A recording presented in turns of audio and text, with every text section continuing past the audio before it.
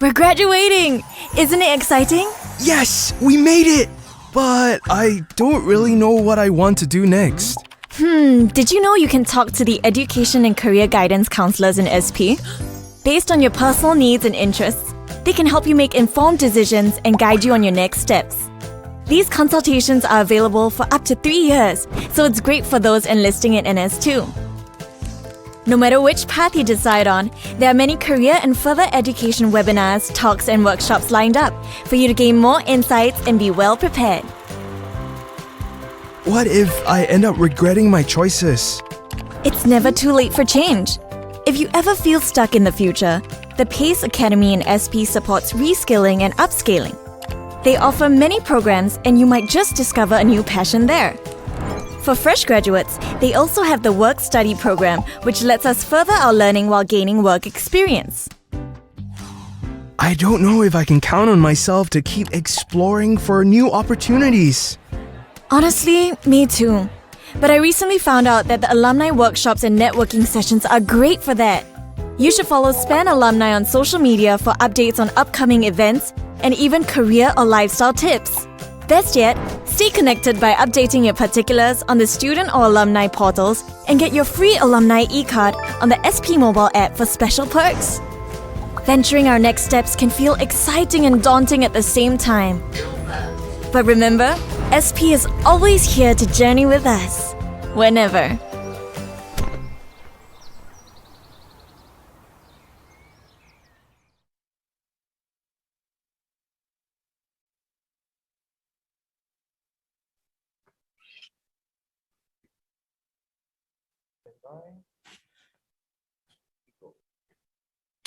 Welcome, ladies and gentlemen, to session 4 of our Singapore Polytechnic's Virtual Career Symposium 2022, where we bring journeying with you beyond SP.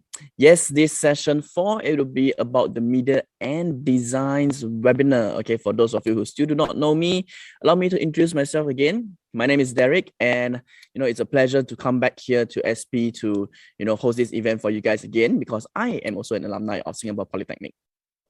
Okay, a little rundown on the program for this webinar. Okay, first of all, opening and welcome address later on by Mr. So Wai Wah, our principal and CEO of Singapore Polytechnic.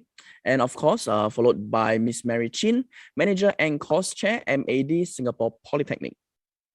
We do have industry partners coming on later on, all right, to share with us their experiences and their insights on the industry and their company. So through this part, okay, when they are presenting, after their presentation and they are sharing, okay, we do have some quizzes. Okay, so quizzes means there are prizes up for grabs. Okay, so if you want to, you can participate in our quizzes later on, because we have cash vouchers to give away to you, okay, our viewers online, ladies and gentlemen. Yes, I'm talking to you.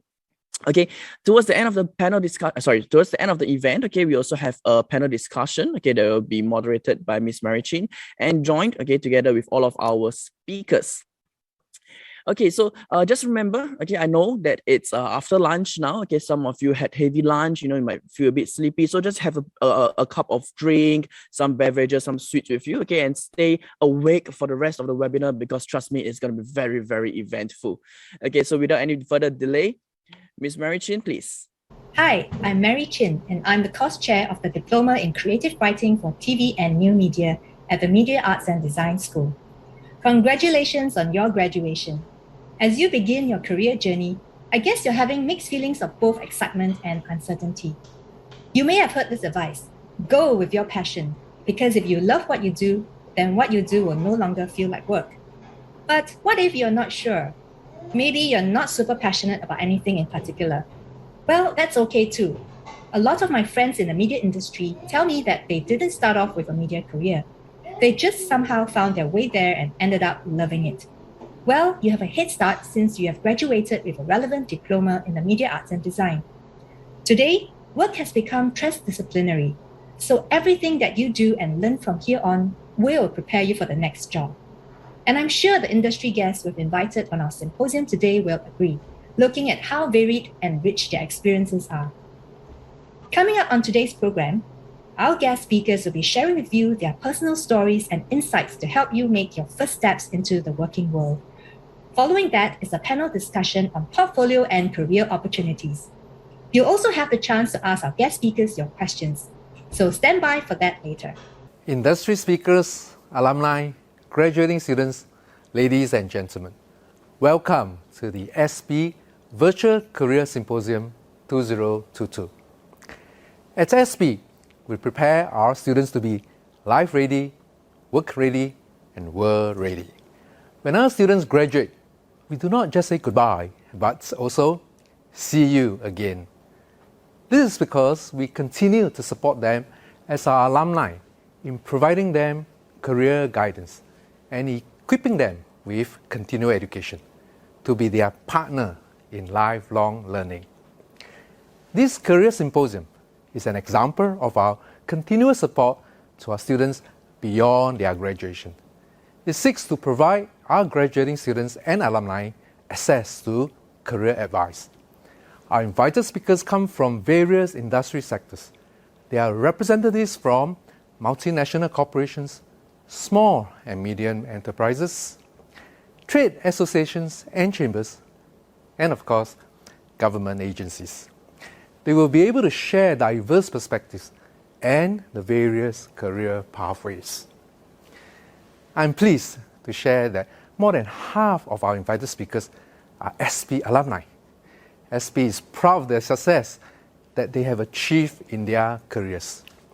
Their holistic experiences are a testament that SP graduates are well prepared for the workforce of the future and well equipped to contribute to the transformation of Singapore. They are inspiration for what all our alumni can become. I hope our graduating students and alumni will take this opportunity to explore the exciting prospects in each industry and exploit the opportunities that lie ahead. I would like also to thank all our industry speakers for taking time to be here to share their invaluable knowledge and insights at this Career Symposium. I wish graduating students and all alumni a fruitful time today. And beyond this symposium, I hope to see you all again at our various alumni and continuing education platforms. Thank you very much. Thank you, Mr. So. Now, let's meet our esteemed guest speakers.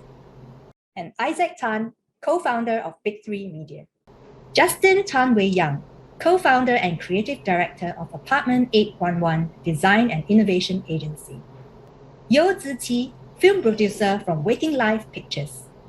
All right, let's hear it first from Isaac.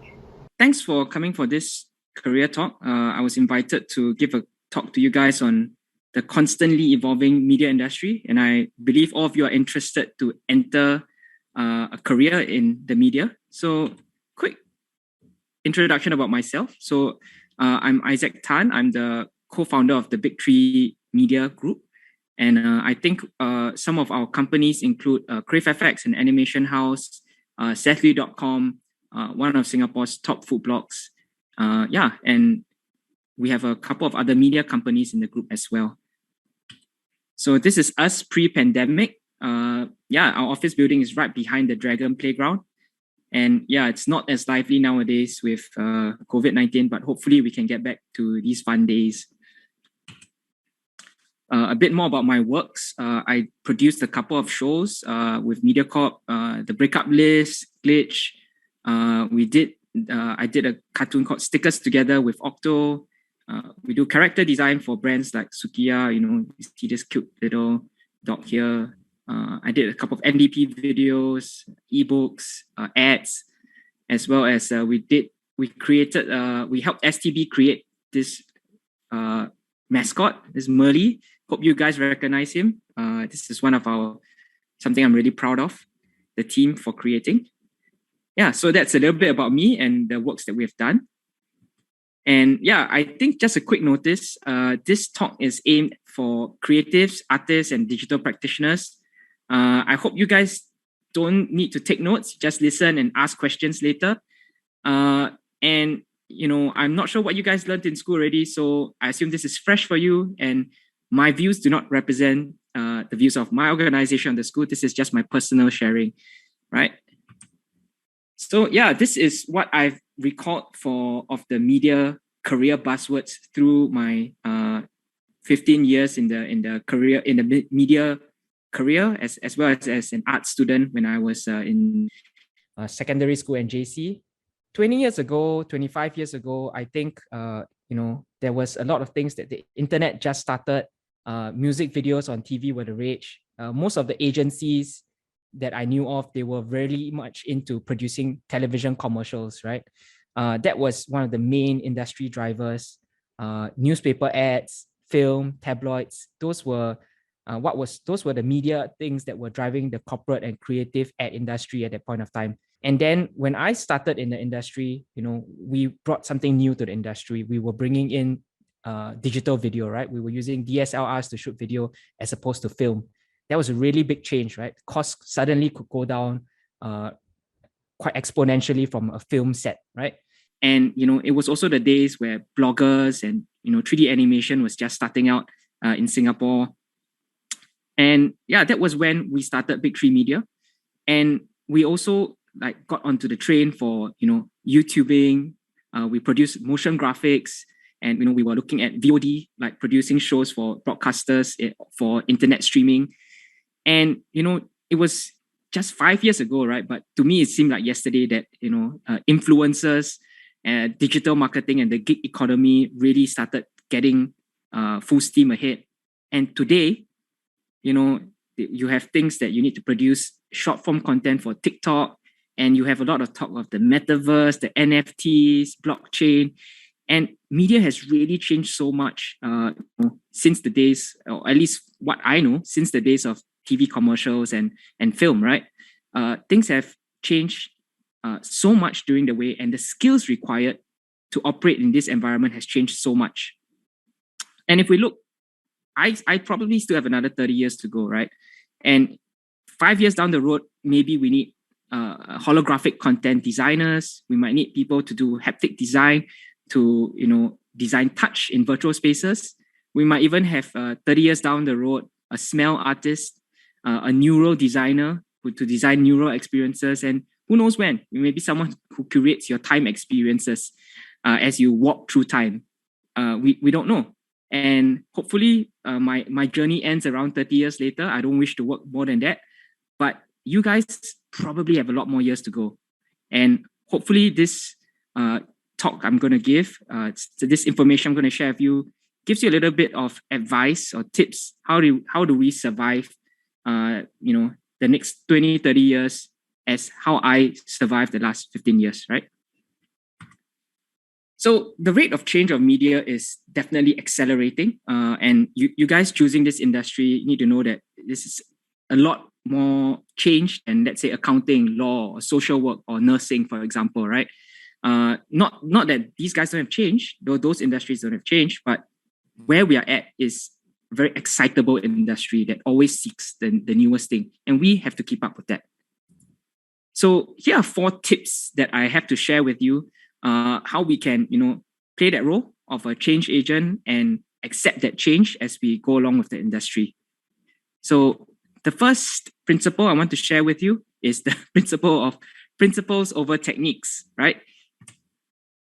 One of the points I want to say is, the available techniques are always improving, but the principles will stay with you universally. They'll stay with you, stand the test of time. And what I hope you guys can do is to build a good foundation and practice applying these principles to justify your work. So as you have techniques that you're using, always be applying the principles as you look back and critique your own work, right?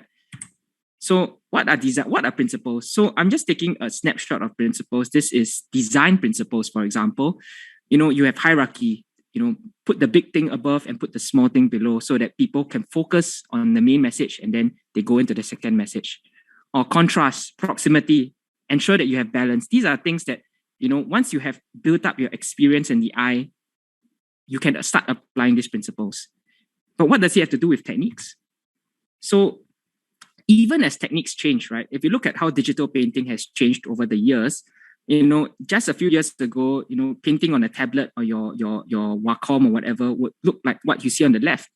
But what you see on the right is super different now, right? You can use AI to do your painting and all that, much, much faster, much easier. But the ideas are the same. The principles are the same, right? The techniques might be different, but the principles are the same. We still need to have the principles of composition, symmetry, contrast, color. These are things that will resist the change over time. And as long as you focus on these principles, you'll always be able to stay relevant as you keep updated with the techniques. And how do we keep updated with these techniques, right? New techniques can be very quickly retrieved or learned nowadays through technology, right? Google, Udemy, YouTube, Stack Overflow, these are your best friends. All you need to do is to learn how to ask the right questions and where to ask these questions. So if you want to have very hard questions, you go to somewhere like Stack Overflow. If you want to know about data modeling, data analytics, like a linear regression model, ask the right people at the right place. That's where you go to Stack Overflow. But if you need something that's palatable, easy, you want to just start, then go somewhere like YouTube, where there are people who do Blender tutorials for beginners, like Blender Andrew Price, who has his very famous Make a Donut 3D exercise that got me started to Blender 2.8 or 2.6 when I was learning different things before that, right? Using C4D before. This helped me get onto Blender. And you really just need to learn how to use Google by asking the right things, and having the ability to sieve out this information is a skill that would stay with you for life. But some techniques always require muscle memory, right? And this muscle memory helps you to communicate better. You still need to practice your drawing. You still need to practice your 3D modeling or designing. You still need to practice speaking to an audience, talking, presenting. These are things that even with the right principle, you should focus in on several of these key techniques that would, be able to give you a bedrock and a foundation. So, if you look at this picture here, this person had the idea, but through the years was able to keep practicing, keep forming those muscle memories, and got better through the years, right? And all this is in an effort to go to my second point, which is in order to stay relevant, you got to constantly show and not tell, right? What do I mean by this? I think what I mean is you got to constantly be creating work to prove your skills and your stories, because seeing is believing. And what I mean by seeing is believing is this, right? So an example is this: when I interview people and we're hiring artists for our company, for example, a 3D artist, we would look at what we typically have on the right? See, oh yeah, he says Autodesk Maya 4 or 5. This, that has high skills, right? But how do I know he or she is who I really need in my company, right? How do I know what he's saying means? What does it mean, right? I have no place, I have no point of reference to put it. Whereas if I show something like this on the left, this is William Langren's YouTube channel where he showed his 2-year Blender progression. This is a 15-year-old boy who, currently 15 years old, who did all these tests, all these simulations, and showed it to the world on his YouTube page. And it's close to 1 million views on his demo page, right? And this is something that I think is more and more the way we should be showcasing ourselves, right? Put it out, show, and not tell. And even if you are showing and not telling, and it isn't good, the fact that you're creating is that you're practicing, right? And what you want to do is to learn as you show. And if you are showing, you also have the next point of allowing feedback to happen, allowing people to critique your work so that you can improve, right? So I can't tell you how to improve until I see it, I see your work, right? Always be showing and not telling so that people can help you to improve. Okay, next point, maybe you guys can play to your strengths, right? So I've seen a lot of people who, just because they have a clear vision of who they want to be, they weren't really aware of who they were supposed to be based on their strengths, right? They chose a career that really might not have suited their personality, but because their hero was Martin Scorsese, or they wanted to make the next Pulp Fiction, right? Then they put themselves into a role that might not have suited them. So one thing I would advise all of you to try to do is to find out your strengths, find out who you are, who your what your persona is, what your habits, your desires build you to be, to give you a certain set of strengths. And some of these things that you can do, like Gallup Strengths Finder, or this thing I use called the High Five strengths test, can help you to. It's a self-reporting test, right? So it's just looking and asking yourself certain questions. But there are many of these tests around that you can even ask your friends to do for you. But if you look at this, right, one of these tests is done. The result is from a producer, and the other one is from a director. I'll give you a couple of seconds to read through and think which one do you think is the producer and which one is the director, right? Okay. So for those that answered, the left one is the producer and the right one is the director. You guys got the right answer, right? So imagine a director who is a brainstormer or a storyteller, a coach, went on to do producing, right? You might get a set that isn't run as efficiently. People might be doing whatever they want, so it might not be the right fit, right? Or if you got a commander trying to direct the show, trying to tell the story, people might be pretty, not in line with him because they didn't feel the story, they didn't emote, they didn't feel that the ideas they felt the ideas were too straightforward. So what I'm trying to say is this: by understanding your strengths, you can actually find the right career fit for yourself in the media industry, and you won't feel as stressed. You will feel that you are naturally meant to be somewhere, right? So yeah, that's the answer. And you can do the test right here if you want to. It's free. And even as you are exploring and you're entering this industry, there's so many roles, there's so many things to try. What I can say is keep trying, keep exploring, try out these new things, try creating and showing different aspects of yourself and your work. Make music, make 3D art, do business plans, explore. But when it's time to commit, don't be afraid to leave the things that you're not so good at behind, right? And even if you're already committed a little bit, but someone says, hey, you're not too good at this, the immediate setback may actually be a cue for you to open new opportunities, right? So explore and try, but don't be afraid to leave it behind. A better opportunity might be out there. Right, final point is for you to synthesize and strategize. One thing I really believe in is exploring different combinations. So there are different types of principles. There's design principles. There's principles of business modeling. But where I think helps you to keep very current and help you to keep on the edge of the media industry is to combine these techniques. Combine traditional painting with 3D modeling, for example. Combine,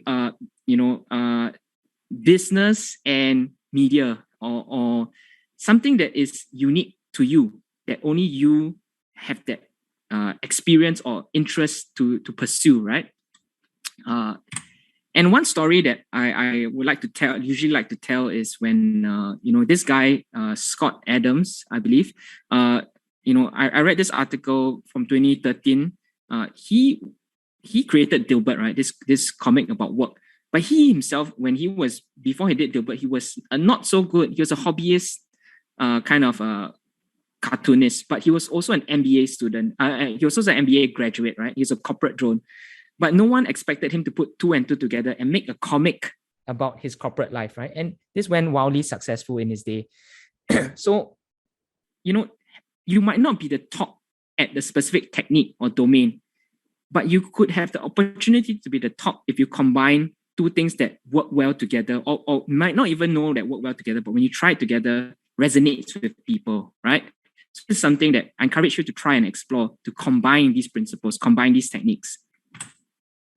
Finally, I would like to share with you something that, it might seem like it's a stretch, that, it's so much to go. Someone like me has been there and done that, but I started somewhere.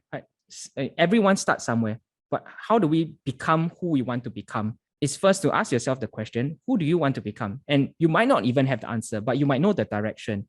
So you ask yourself the next question: what are the skills and principles that you need to internalize or would bring you to the right direction, right? And then at the end of the day, all you need to do right now is to start small. ask yourself, what can you start to create next to show and not tell this journey that you're just going to start in the media career, right? And with that, thank you for your time. Hope you guys found this useful. Thank you so much. Thank you so much, Mr. Isaac. And I guess for viewers, 4 main points for you guys to bring home. Okay, I believe Isaac covered all the 4 main points. Principles over techniques, show not tell, play to your strengths, and synthesize and strategize. Okay, so 4 points for you guys to digest and think about it. And right now, what's going to happen? I mentioned through the whole webinar, every now and then, we're going to do a few quizzes. So right now, will be time for quiz question number 1. First, what you need to do, you need to take out your handphones. Okay, step number 2, scan the QR code on the screen right now. Okay, I believe everybody know how to scan QR code because of safe entry. So it shouldn't be an issue. Okay, scan the QR code on the screen right now and you can answer quiz question number 1. Singapore's media sector is one of the fastest growing in Asia. Is it true or is it false?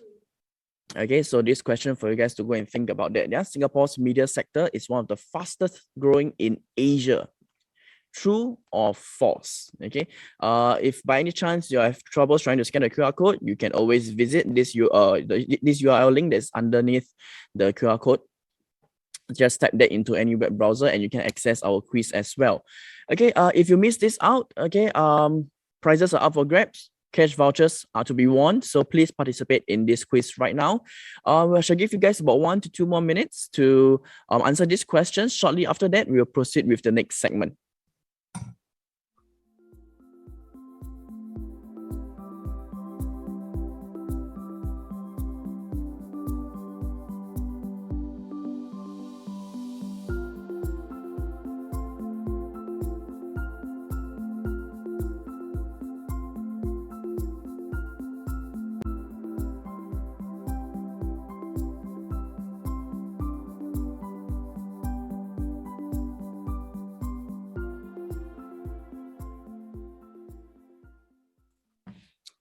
Yep, that was question number 1. Okay, and right now what's going to happen is we will still have a couple of speakers coming up to share with you.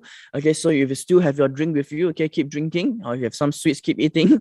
All right, and now I'd like to hand the time over to Miss Mary Chin once again to introduce the next speakers. Next up, we have Justin. Justin is an alumni from Singapore Polytechnic himself. It'll be really interesting to hear what he has to say. Justin, please. Hello. My name is Justin, and today I'm excited to share with you what APD811 Design and Innovation Agency does, along with what we've been doing with Think Room. And with this, I will be sharing with you some works that we have done, some challenges that we face. And at the end of it, I'll share 5 key things that we actually, or I would say I believe in to this day. So APD811 is a brand design agency that focuses on designing innovative and engaging brand experiences for businesses. And then our core purpose that we believe in is to do good with design. So we believe that everyone should invest in good design. Good design as a craft, design as a communication tool, and also design as a mindset. Equipping the next generation with that design mindset itself, which I will share later for Think Room.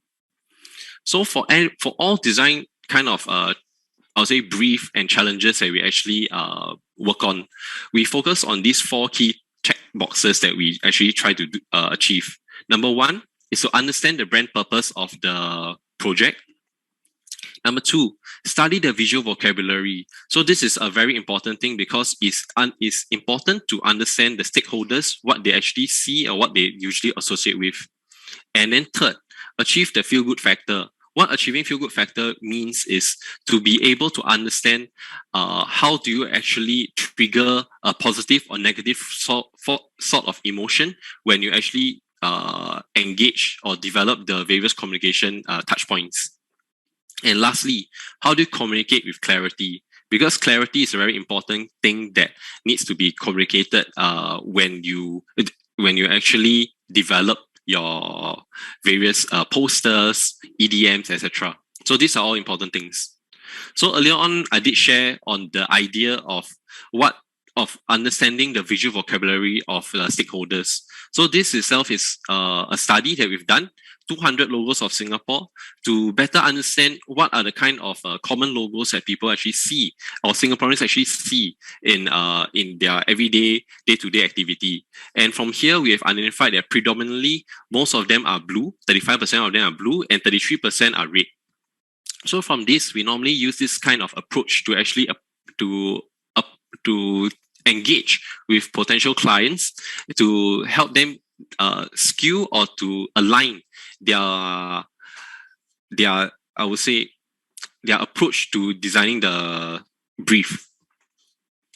So one of the key projects that we've actually worked on is actually Singapore Polytechnic.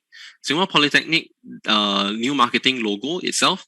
This is an interesting project that actually engaged we actually worked on using AI and machine learning tools, such as this visual attention system that helps break down to better understand the visual balance of the logo.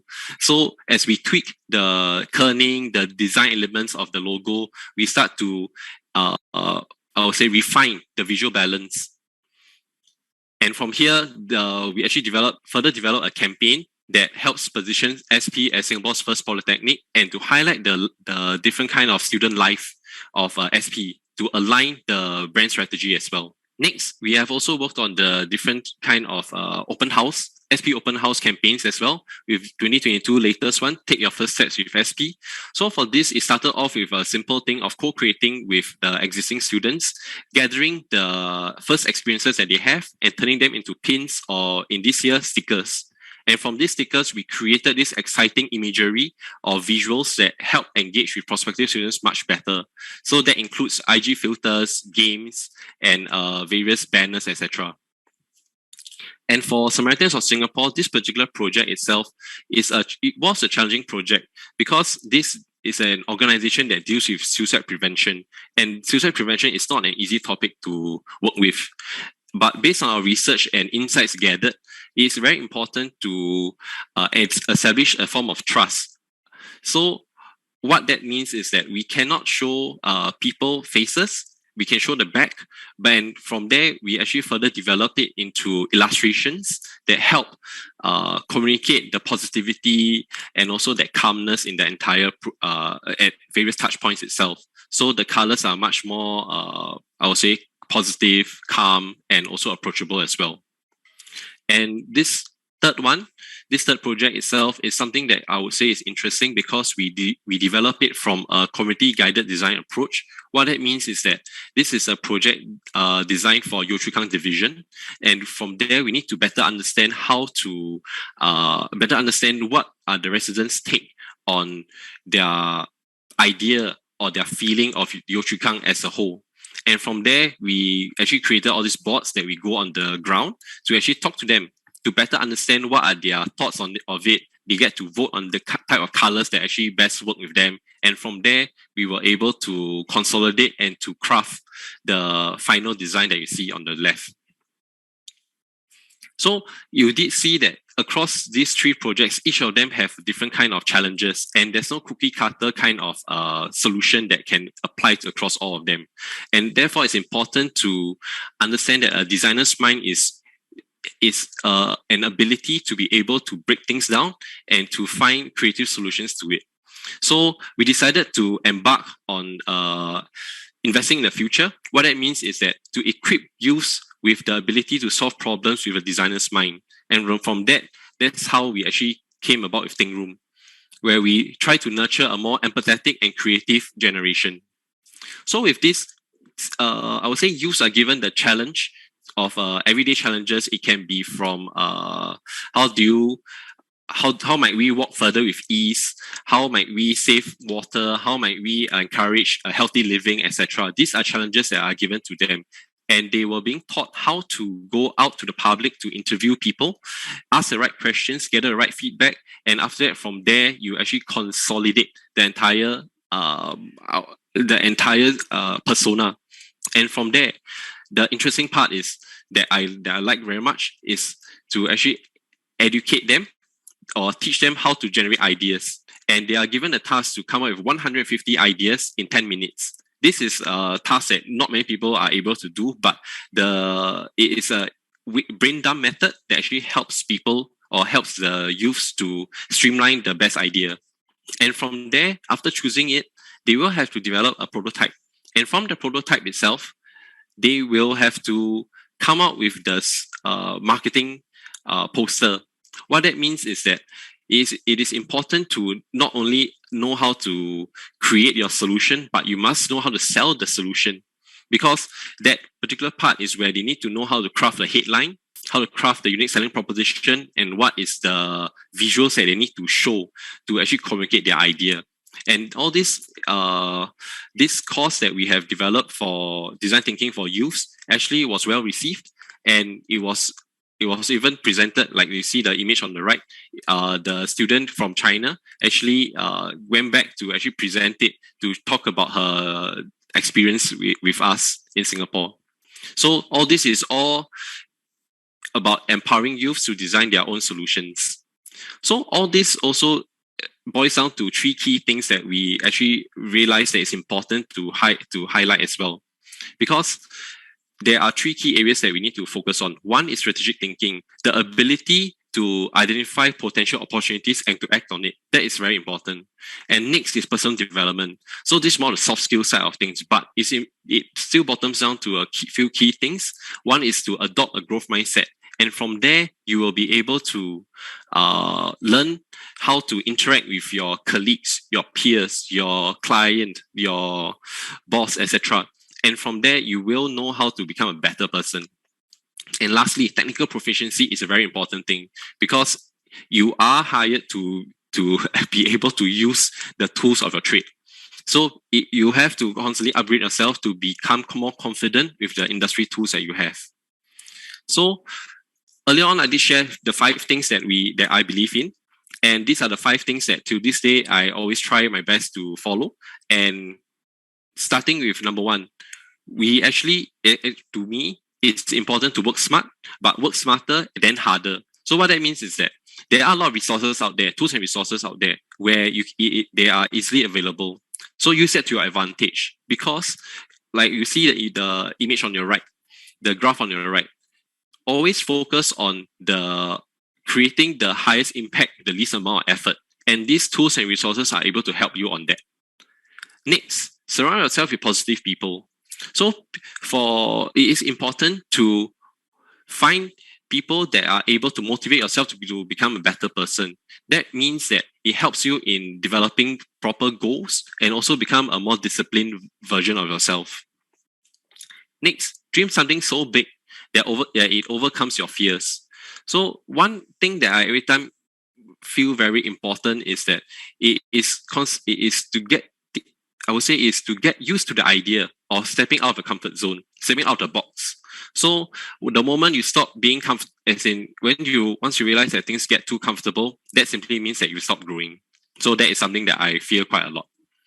And number 4, embrace delayed gratification. So it's important to resist the temptation of an immediate reward. So that helps in achieving your goals with a calmer mind and to also gain more confidence as well. And lastly, enjoy the process. Stay rooted in the present, because it is all this that are going through your career, your projects and all that. It is a marathon, not a sprint. So remember to pace yourself and be mindful of the present moment. And most importantly, don't get burned out. So I hope all this helps you, and let's do good with design today. Thank you. Thank you, Justin. Next up is Ziqi. So those of you, if you're interested in a film career, pay attention, because here we have Ziqi going to be sharing all about her experiences and story. Please, Ziqi. Thank you for the introduction. Hi, everyone. My name is Ziqi, and I'm a film producer. And I'll be sharing with you my career journey after graduation from SP and how I got into filmmaking.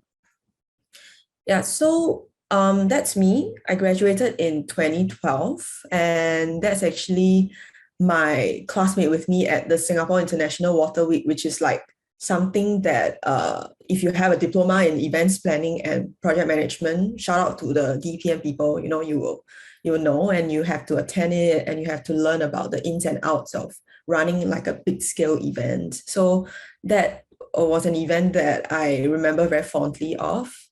And like most of you out here, I also have a CCA. I was an active member of the SP Welfare Services Club, where we did a lot of like voluntary work. And yeah, I remember like those 3 years in SP were one of my best schooling years. Like there's a lot of things that I learned, a lot of things that I tried as well. So it was very fun. And so how did I get into filmmaking? So it was actually through my final year project in SP that kind of sowed a seed in me. Me and my group mates, we were organizing short film screening at Cinema Old School that is now defunct. It's like completely gone, that whole place. But like we were doing all this like short film screening and watching a lot of local short films, meeting a lot of local filmmakers. And I thought to myself like, hey, like maybe one day I can also make a short film. But because I'm like super pragmatic, right? So I didn't really think of studying film, In fact, I went on to do like communications and new media in NUS, but it was because I joined a filmmaking club in NUS that I started actually making short films. And the first short film that I did was in 2015. It's called Singer. And it's a short film that had funding from Cine 65, like this short film competition. And it was about a boy who was who was selected by school to sing in front of the whole school, and he has to overcome his stage fright. And it was very fun. I remember we worked with this like primary school, and then we got them to be like extras, and they go on the stage and like they perform. Like this boy over here, he's like Esplanade, like he had an Esplanade costume. So I remember that was my first time, and I was like, wow, this is very fun. And, I like doing this, And I went on to produce my second short film. It's called Selita, and it managed to win like a prize at the Cathay Motion Picture Awards, and it's a great encouragement for me. And so that was like kind of the start. And then officially in 2015, I got into the industry by getting myself an internship at the local film production company called Jawei Films, and I started to freelance as a production crew afterwards in 2016 after my graduation. And I worked in all sorts of roles that I could get myself, all sorts of projects I could get myself in. I was doing like casting, I was doing locations, I was doing a lot of PA job, like production assistant job as well. And then here I am now. In 2022, I started my own company, Waking Life Pictures. I'm developing and pitching my own film projects, and looking forward to get into production for my first feature film next year. And I guess when I first started in the industry, I had a lot of expectation. I was thinking that, I'm just going to be making films, I'm going to be involved in like feature films, those films that you see in the cinema that gets distributed in the cinema. But the reality actually was very different from my expectation. And in fact, the fact is Singapore is a very small country. It has a very small market size, and the film industry is in turn also very small as compared to other countries in the region like Thailand, Philippines, Indonesia. And in fact, the average number of films that are made yearly for the past 10 years was 18.6 feature film every year, but you don't see everything because not everything is distributed in cinemas. Maybe you see like Jack Neo's film and some other bigger directors. Yeah. And in fact, last year was the lowest number of films that were made in the year. It was just 5 films. And so with this statistic, actually, I wish someone had told me this earlier because, when I first entered the industry, because I was working on so many other things, commercial, TV advertisement, I was doing corporate videos, I did like event videos, I did wedding videos. I was doing so many things, but not film. So, and that was kind of disappointing for me in the beginning. But now that, I see the numbers, I was like, okay, this is what it is for the industry. So this is something that I want to share with you so you know that you know what to expect when you get into industry. But also the good news is, Singapore has the best film funding support in the region. And that's why I'm still here. And I created my own company and I wanted to do my own projects. And I guess you're also thinking like, so how do I get started?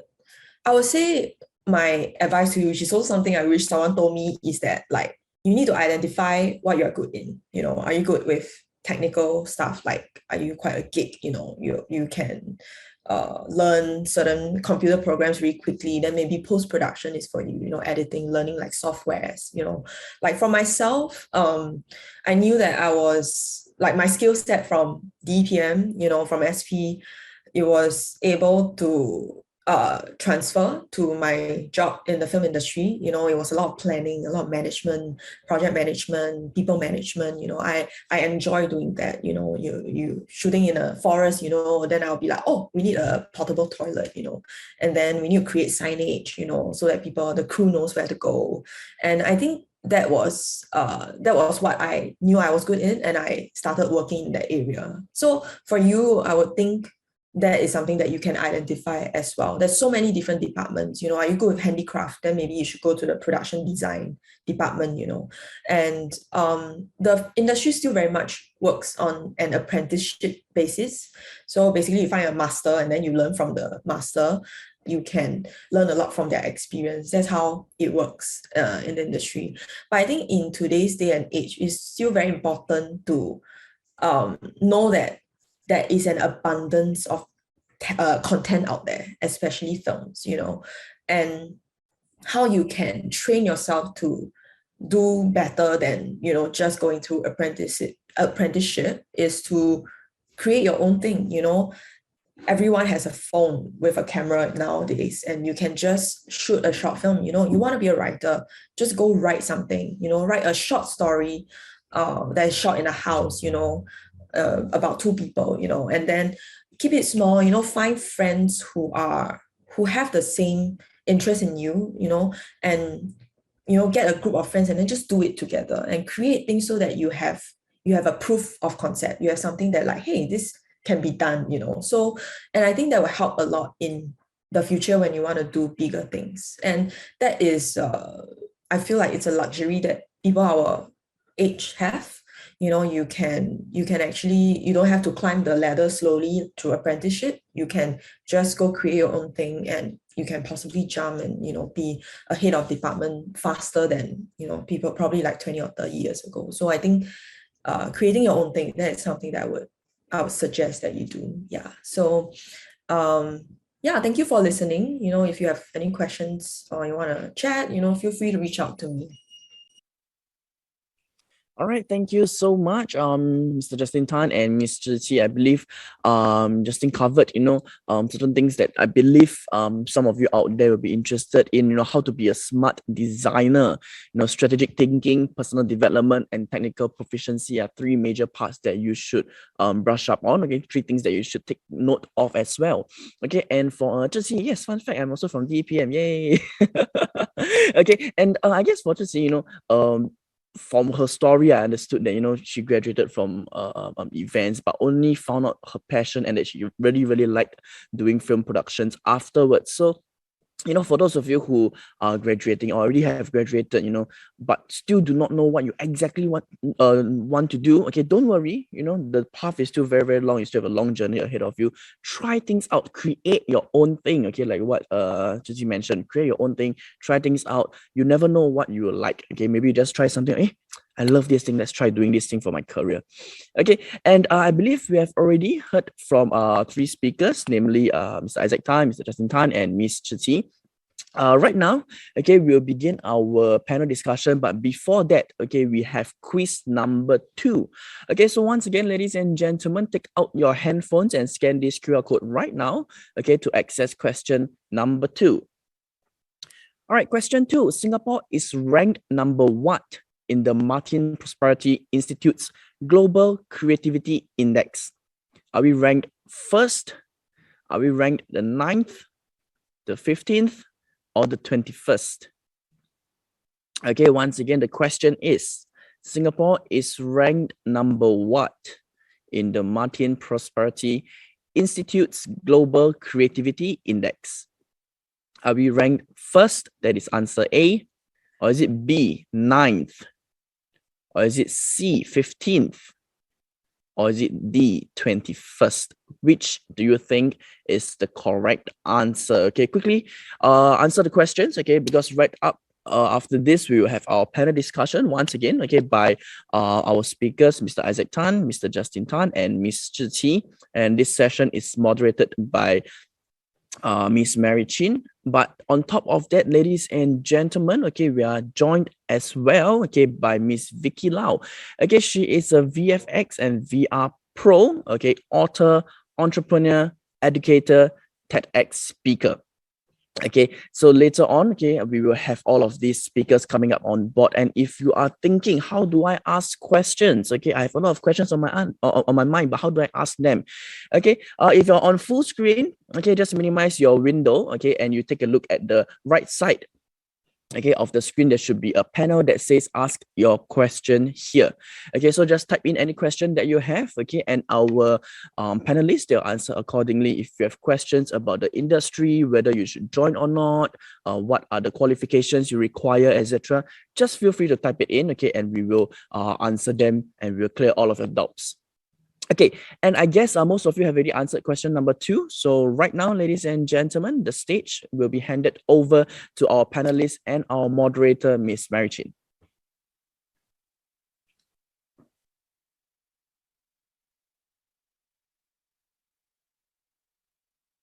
Hello, welcome to the panel discussion.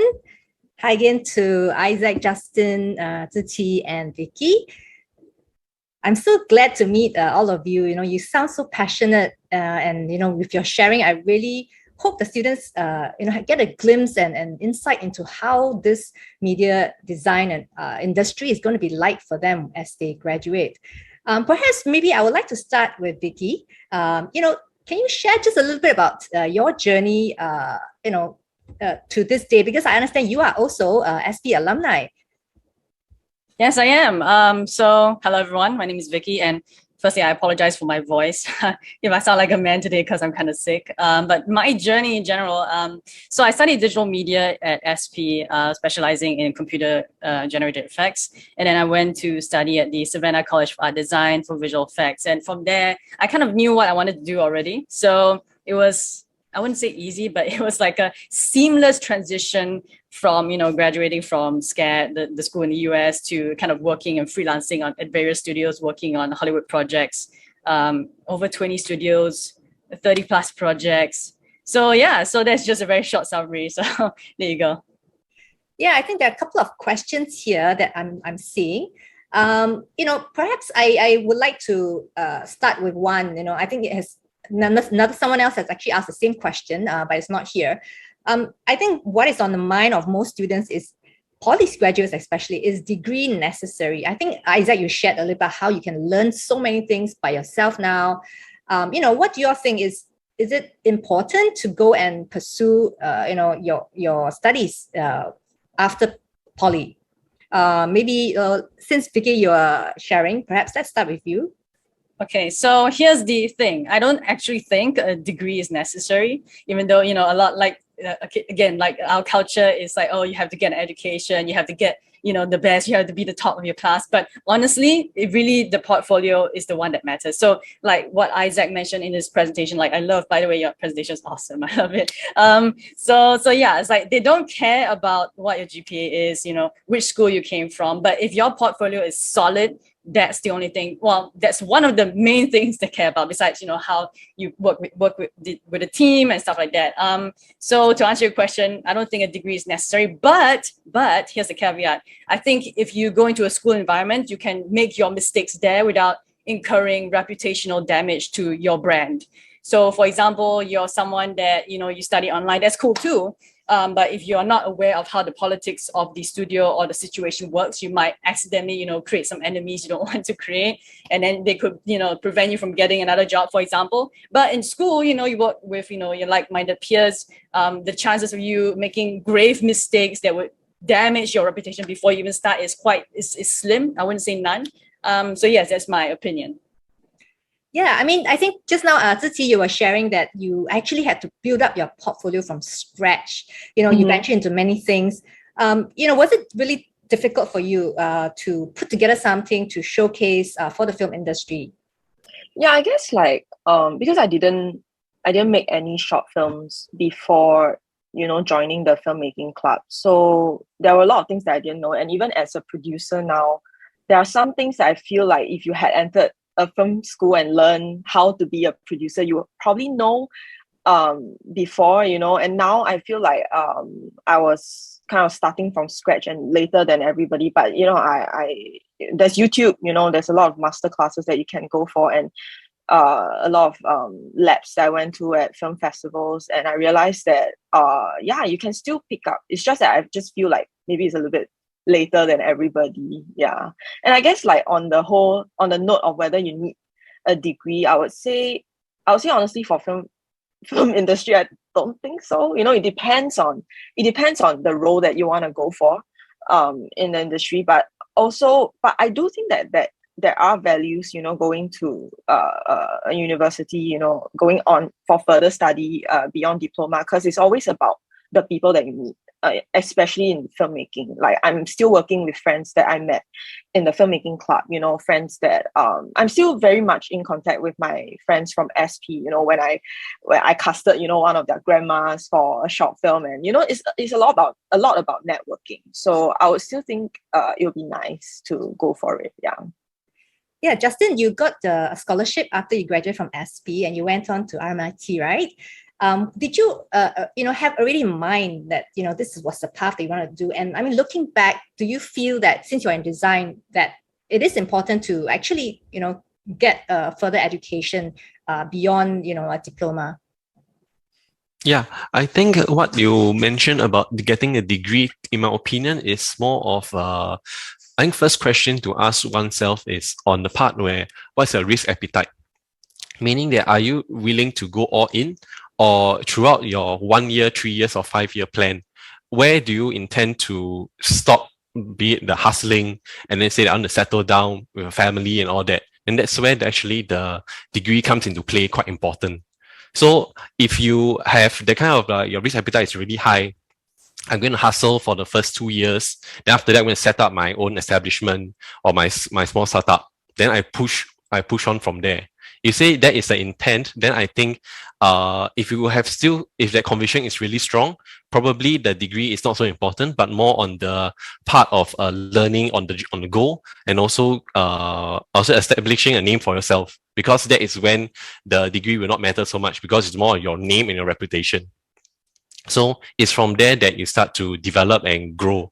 But if you intend to work for someone, be an employee, and be a bit more stable, then probably a degree is something that is pretty important. But most importantly is to enjoy the process, because it's where you get to make the most number of mistakes, make friends, connections. Connections is quite important in the university that you make, be it local or overseas. So those are very important parts to take note of. Definitely. Yeah. Isaac, what do you think? I mean, I'm sure you hire lots of people every year. What do you look out for? Is it necessarily a degree, or really it's solely based on what they have in their portfolio? I think degrees are indication of your aptitude to take tests or to study for certain things. And in finance roles, if I'm hiring a HR manager or finance manager, that would be very useful. But I think for artistic roles, I think, like what Tzu Chi said, create something. I really love that line.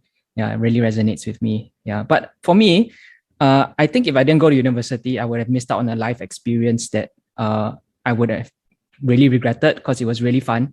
I met my business partners there, and if you can afford it, then I would say, and you want to have, and when the time of prosperity in Singapore, if you can afford it, have some fun with your life and live your life experience, because these things will never come back to you, because these opportunities are hard to come by, right? If you're 30 and you go back to university, it's a different experience, but it's great. It's still a great experience, but you might not be afforded that experience in the future. So yeah, I mean, it really depends on your circumstance. If you want to start early and have a head start and starting a hustling type of business, as Justin said, it's also good to just get out and start, but make sure you're connected to a good network.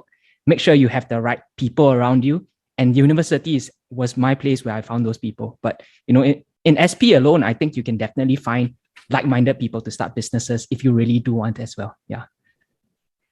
I mean, just to follow up on hiring, just now you talked about how you encourage everyone to explore and try, and then find out what they're really strong in.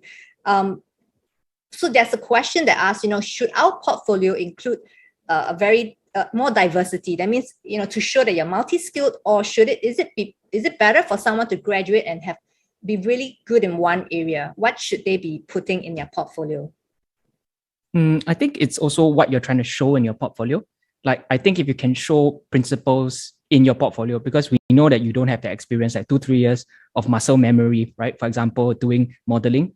But if we can see glints or potential, wow, this guy's eye is beautiful.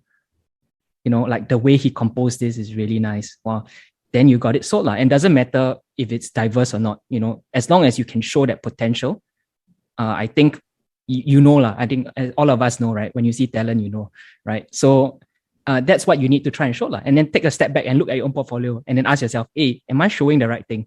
I think that's important rather than just diversity sometimes shows that, right? But I think it's the opportunity to show the opportunity to show potential. I think that's what you should be showing. Yeah. I think that's another question that's quite relevant as well. What should they show? I mean, like, what is the basic thing that you look out for? Is it soft skills, or is it their confidence? What exactly would draw you to hire that person? I think once again, it depends on the role. So in roles that are like finance, for example, and all that, like then you want to see where he has worked at, because you can't really check his work, right? But in roles that your value is worth on your creative work, then a lot, like 80% is on the work, right? And the other 20% is, can he fit in, right? Is this guy going to be able to work with his the rest of the department, right? So I think it's still primarily the work, whether it's a good fit for the work that you're doing, right? So if I'm primarily a 2D animation house, then I want to see his visual expression in 2D. If I'm in more of a 3D guy, then I need to see some aspects of that. So, and also don't be dejected if you don't get accepted. Maybe it's just not a good fit, right? So it doesn't mean you're not good. Sometimes it's about finding the right fit for yourself as well. Yeah. What about you, Justin? I mean, I'm sure you also hire new staff quite often. Is this the same thing for you? What is your hiring process like? On our part, we actually deal with both sides of more on the design side as well as the strategy as well. Because when our clients come to us, a lot of times they come from industry that we do not know as well. So I will primarily look at the ability of the candidate. How are they able to show the process of the project, what are the challenges that they face, be it it's a brand campaign, be it it's a poster design or the publication design. And from there, what the challenges face and how do you solve it? And what was the role played within that particular project? And from there, in addition to the part, I think, on the whether or not it's a good fit or is it a confidence part, all this all comes in together in terms of the evaluation of a particular candidate itself.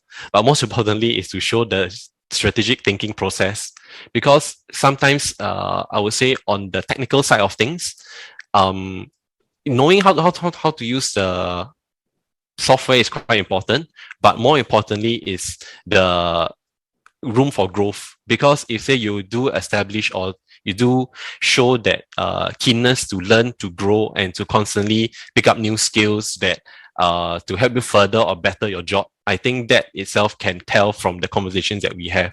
So it can go beyond just the portfolio.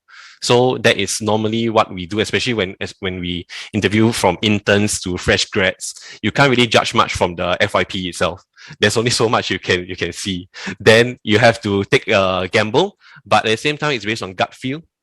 On my end, whether you will fit with the team. Because if say you are like for example, I did share about the 3 key things about strategic thinking, about technical proficiency, as well as the all this stuff. If say one of them is not good enough, you can be a talented designer, but you are terrible at human interaction with your peers.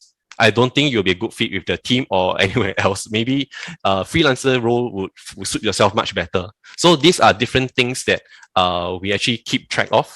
Yeah. So just to share. Vicky, I'd like to ask you to, to talk a little bit about, based on your experience, you've done so many things, a wide range from being an entrepreneur to an educator to TEDx speaker. What is the one thing, that you would say one advice, for the graduates? What should they be focusing on to improve and build on? I mean, based on the young people that you meet today, what is the one thing that you feel that it's something that they should, work on? Well, I think ultimately it depends on that young person's goal. I mean, of course, not every young person knows what they want to do at first, right? So I suppose if I put myself in their shoes, of like trying to figure out what they want to do, I would say the first thing that anyone can work on, regardless of whether they know exactly where they want to work and stuff like that, is definitely built on communication skills. So something I noticed too, even when I worked in the US and also here in Singapore, is that sometimes and it's funny because, sometimes like people think that, oh, Americans are very like communicative, but not all the time. Actually, the stereotype is not really true. Sometimes, when you're stuck with a problem, they tend to not tell anyone and they sit on it, and then the supervisor gets pissed off. I've seen it before. And then during lunch, the supervisor will like talk bad about that person. I was like, wow, okay. But anyway, so yeah, definitely for any young person, I guess, regardless of whether you know where you want to go, is to work on communicating and not being afraid to communicate, hey, I need help, or hey, can you repeat that? Because it's better that you clarify with whoever you're working with, even if it's like a FYP member, whatever, than, keeping it to yourself and hoping someone can read your mind, because nobody can do that. So yeah. Thanks. Ziqi, what do you think? I mean, in the film industry, what is the one thing that is really much needed to succeed? The thing is, in the film industry, everything is happening very quickly. When you go into pre-production for something, it's like, wow, it's like within that 2 months, you need to find like 10 locations, you need to find all these cars and everything. And a lot of times it's easy to make mistakes. And I think one of the good trait that a person should have is really to be brave to admit that you are wrong. If you made a mistake, just apologize and then rectify it and move on. And don't waste time. We just move on and do it well. And I think that is something that I feel is difficult for a lot of people, to admit that you made a mistake. So they start to cover up. And then it takes a lot of time, and it takes a lot of time out of what you could have been doing. So I think that is one thing. And yeah, I feel that is one thing that I feel is always lacking in people. Yeah. I think there's a question here asking, what are the challenges in the filmmaking industry? Since you're talking about filmmaking, is it advisable to practice filmmaking overseas, since in Singapore it's really small? I think that's two questions. Okay. I think sorry, the first question is challenges in the filmmaking industry. Challenges. Okay, I think it depends on the role that you want to take on. For producers, I think it's actually pretty okay. You don't have to. I can be producing things from in the US. I can be producing things around Asia. I don't really need to be there per se. And it's always about developing scripts, stories, and working with the director. And then you hire maybe a team to like execute the thing. But I think if you want to be a director, let's say, or a writer, I wouldn't think like being overseas will necessarily be better. But the truth is that you need to recognize that the Singapore film industry is very, very small. There's only a few major players. And if you want to go the indie route, it's going to be very tough. And finding funding is another monster itself. And if you are willing to go through this, I think it's also, I'm in a very privileged position to speak about this way as well. I recognize that, my parents don't need me to like bring home money. I recognize that. I think you need to know that as well, whether you can be in that position to do this. Yeah. And yeah. Okay, Isaac. You've also, had a bit of experience in that. What are your thoughts concerning Singapore's film industry? Yeah, I think there are a lot of co-production grants nowadays, and I have a lot of friends who do things overseas. If you look at all our award-winning filmmakers. I think they get deals in China. I think Anthony Chen, Mr. Anthony Chen, is doing something in China, and also I had a friend who did a co-pro with Germany. So I think these are like co-funded stuff, and that's one major film financing strategy that's being practiced now, because Singapore doesn't have the locations. Unless you do everything virtually in green screen, right? Singapore doesn't have that size or market to screen to, unless you're, and our homogeneous audience is very small, right? So you have to do a predominantly Chinese comedy show, Chinese speaking style Hokkien comedy shows, or something like that, right? So you have to look at your audience at the end of the day, and be realistic about where your market is. And if there is a market for your shows, then you target that, right?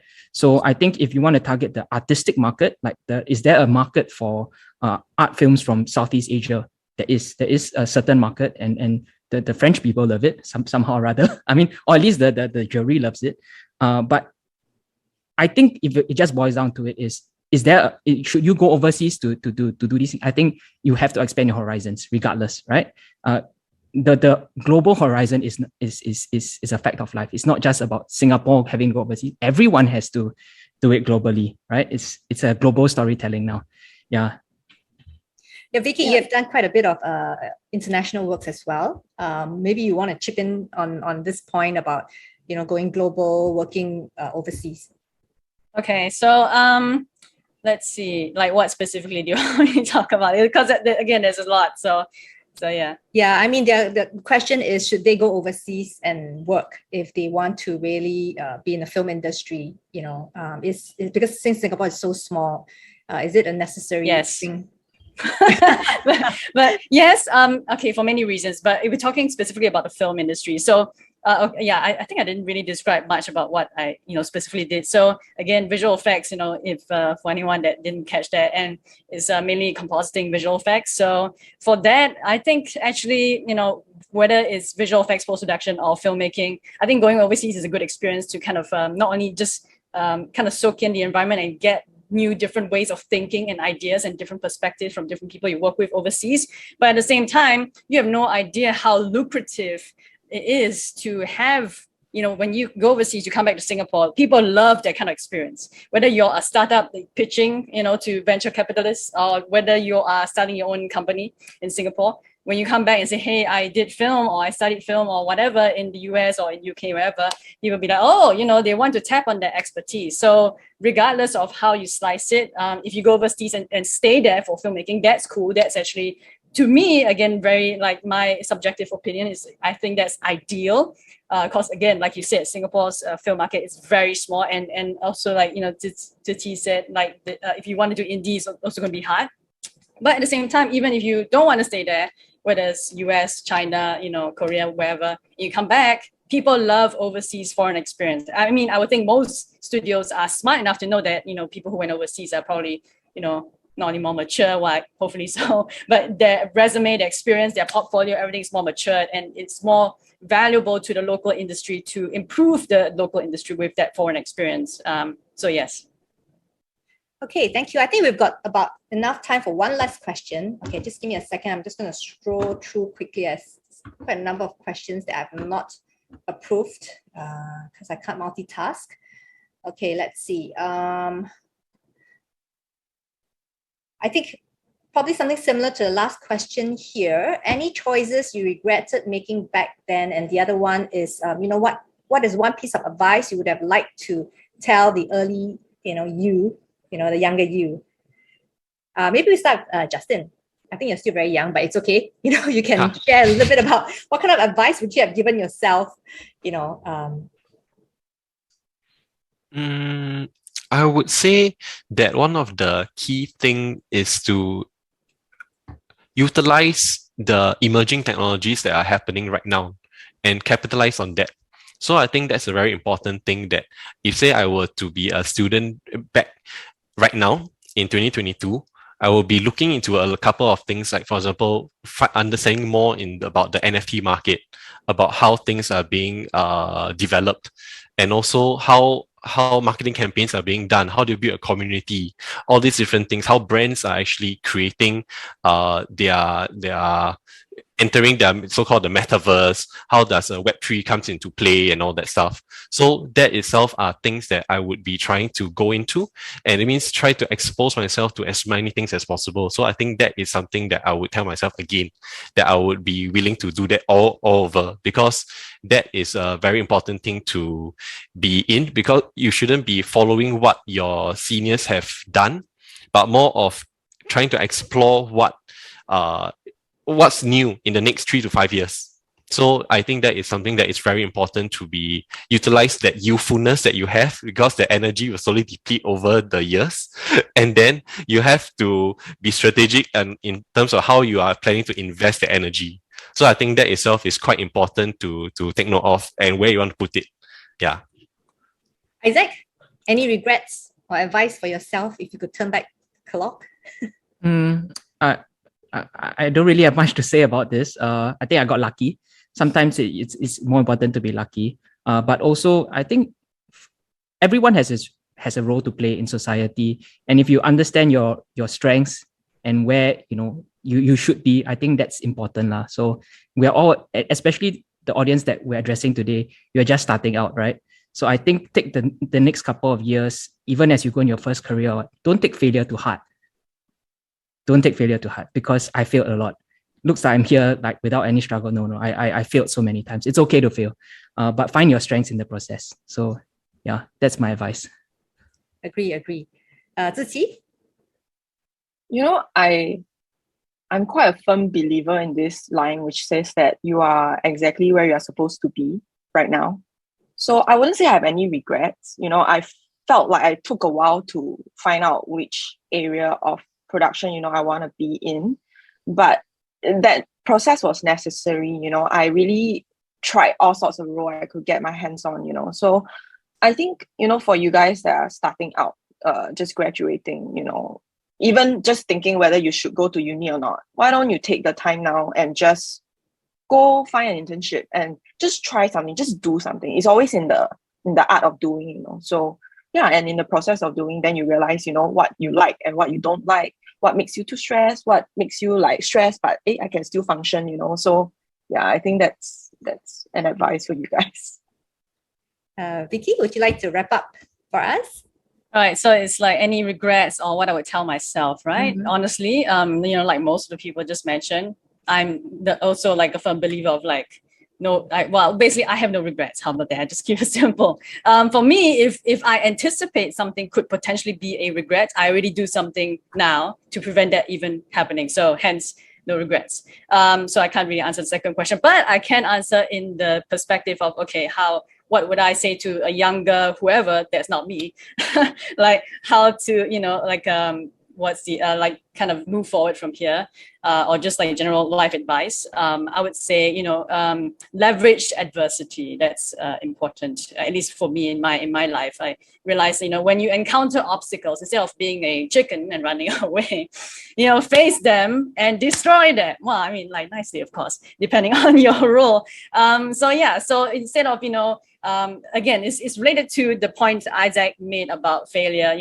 Don't just see failure and then just give up, or encounter an obstacle and then just walk away. There are usually a lot of solutions to something.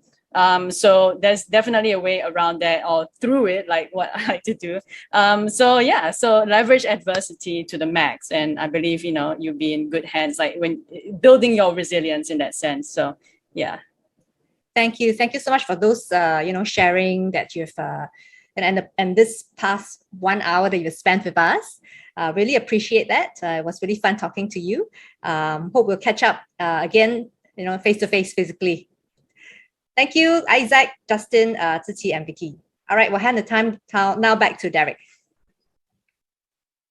All right, thank you so much once again to our moderator, Mary, and as well Justin, Isaac, Ziqi, and Vicky. So I think it's quite a interesting I would say discussion. Yeah, okay. I think the first question that we tackled was is a question for most of the viewers out there. Should I go and take a degree? Is degree necessary?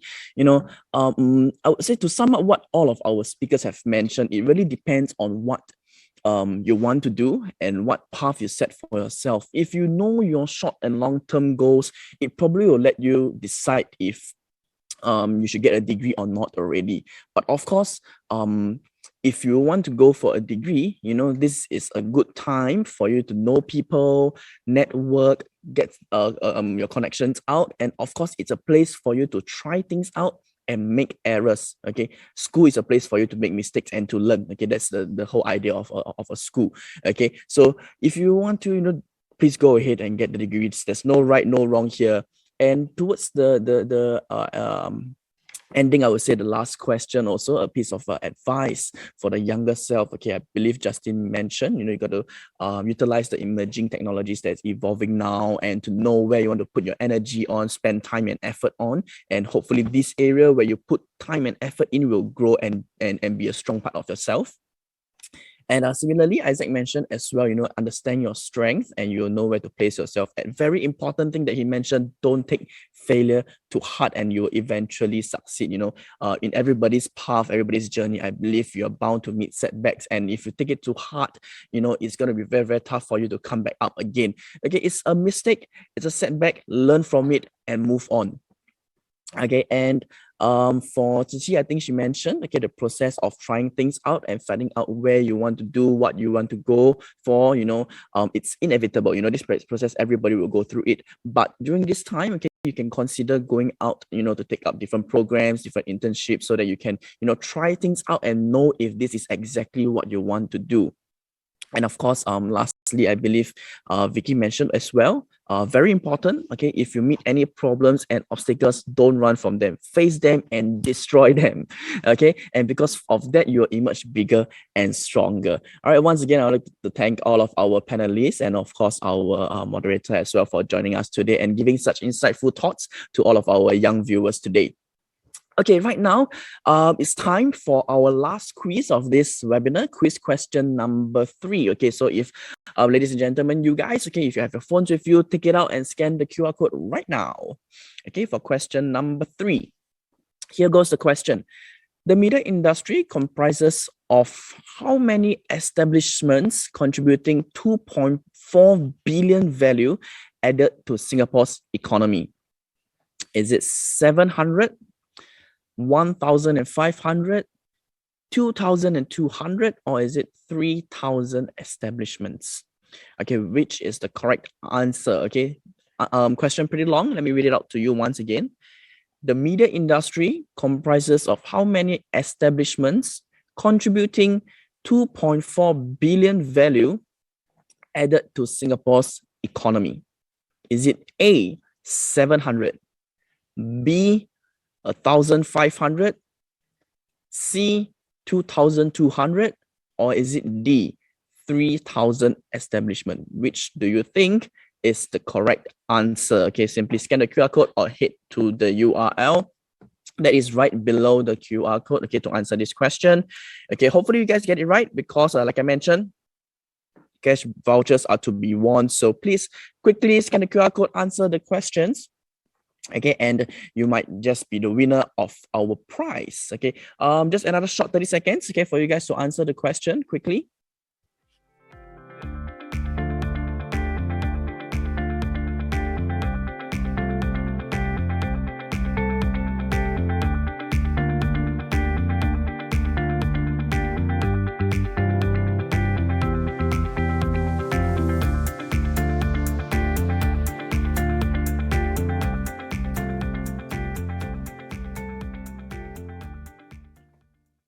Yes, I hope you have already answered question number 3. Okay, and with that, we've come to the end of this session's webinar. But before you guys leave, okay, one more thing I need you to do. Same thing, I need you guys to scan one more thing. Okay, this time this QR code on screen right now. Okay, it's actually for feedbacks. Okay, please scan it so that you can access our feedback form. Let us know on your honest and opinions on how we can improve this event. So in the future, we can bring better and greater such of events to you.